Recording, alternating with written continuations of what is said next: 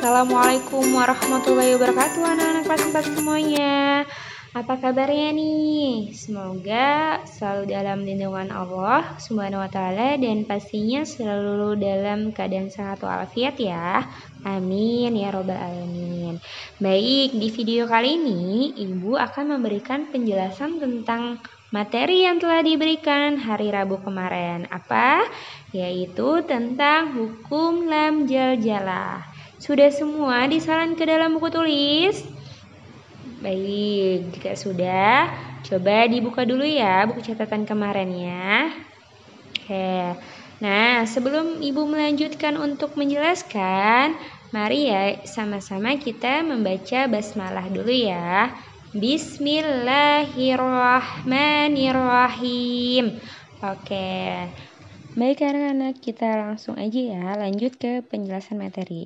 Oke, jadi hukum lam jalala ini tidak jauh seperti hukum ro. Bedanya jika hukum ro itu terdapat 3 jenis, yaitu tafhim, tarkik, dan boleh tafhim, boleh tarkik. Sedangkan di lam jalala ini hanya ada berapa? Hanya ada 2. Oke, baik kita baca bareng-bareng ya penjelasannya. Oke, hukum lam jalala. Lam jalala adalah huruf lam yang terdapat pada lafaz Allah. Lam jalala terbagi menjadi 2 macam, yaitu tafhim dan tarkik.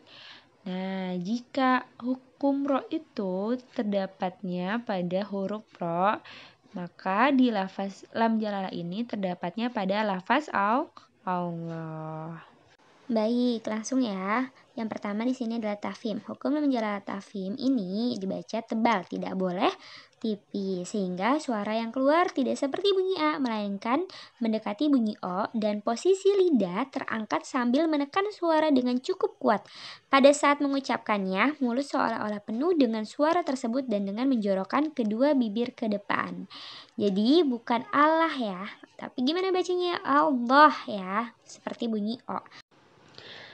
Contohnya, lafzul jalalah yang didahului oleh huruf yang berokat fathah. Nah, kalimat yang pertama di situ ada ma'allah. Nah, itu bukan ma'alah ya bacanya, tapi ma'allah. Nah, di situ lafaz Allah sebelumnya ada huruf ain yang berharokat fathah, maka digaris bawahi dan ditandai sebagai hukum lam jalalah tafhim. Yang kedua ada kul huwallahu ahad. Nah, itu bukan bacanya kul huwallah ya, melainkan kul huwallahu ahad.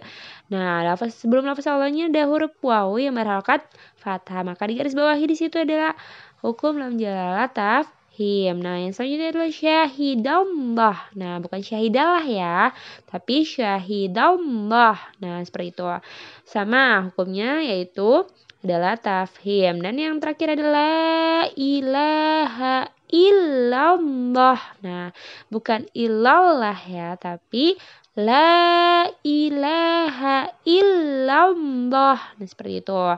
Nah, sebelum lafaz Allah ada huruf lam yang berharokat fathah, maka digaris bawahi ya, dan ditandai dengan hukum lam jalalah tafhim.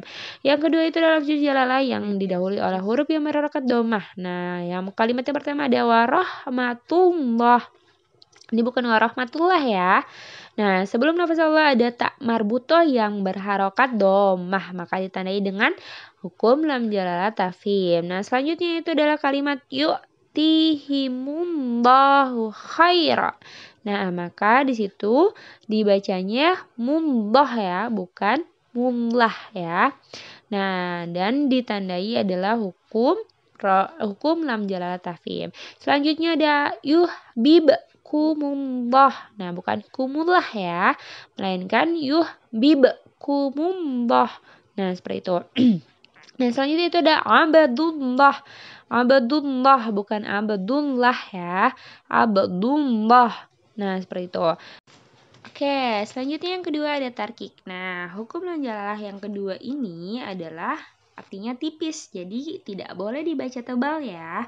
Nah, sehingga suara yang keluar seperti bunyi A. Nah, kebalikannya sama tafhim ya. Kalau tafhim itu O, kalau misal tarkik adalah A. Nah, posisi lidah tidak terangkat dan tidak ada penekanan pada suara. Ketika mengucapkannya, suara tidak terasa memenuhi mulut. Nah, itu ya.